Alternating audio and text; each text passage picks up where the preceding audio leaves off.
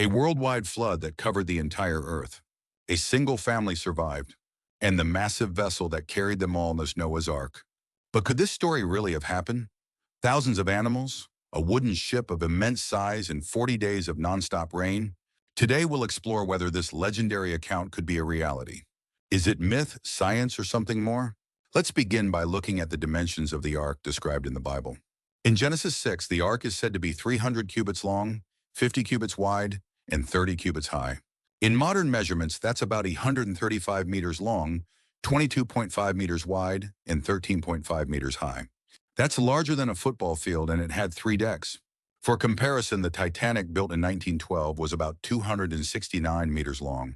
Noah's Ark would have been the largest wooden vessel of the ancient world, and in theory, such construction is considered possible. But could it really have been built with ancient technology? In early civilizations like Egypt, Phoenicia, and China, wooden ships rarely exceeded 20 to 30 meters.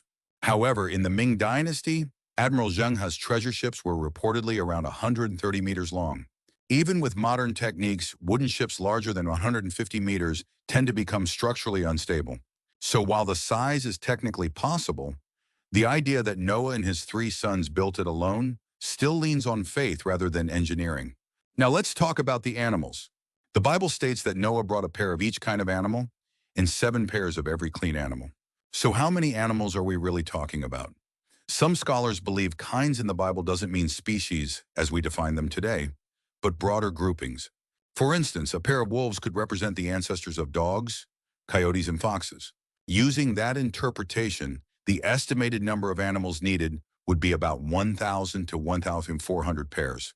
The ark's estimated volume was about 43,000 cubic meters, roughly equivalent to 500 railroad boxcars. When accounting for animals, food, and living space, it is theoretically possible. The Bible says it rained for 40 days and that the fountains of the deep burst forth. Could a global flood have actually occurred? There are 2 main theories. One is the local flood theory, which suggests the flood was massive but confined to a specific region like Mesopotamia. The other is the global flood theory, supported by evidence like sediment layers and sea fossils found on mountaintops. Additionally, flood stories appear in many ancient cultures, such as the Epic of Gilgamesh from Sumer, Greek mythology, and Indian traditions. The similarities among these stories are striking and suggest a collective memory of a catastrophic flood. The Bible describes Noah as not just a craftsman, but a righteous man who walked with God. The ark wasn't merely a ship, it was a symbol of God's covenant and salvation. People had never seen rain, and many lived far from any sea. Yet Noah spent 120 years building the ark, despite mockery and disbelief from those around him. His story is one of obedience. He trusted a divine plan he could not yet see.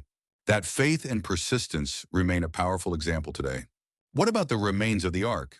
Genesis says it came to rest on the mountains of Ararat.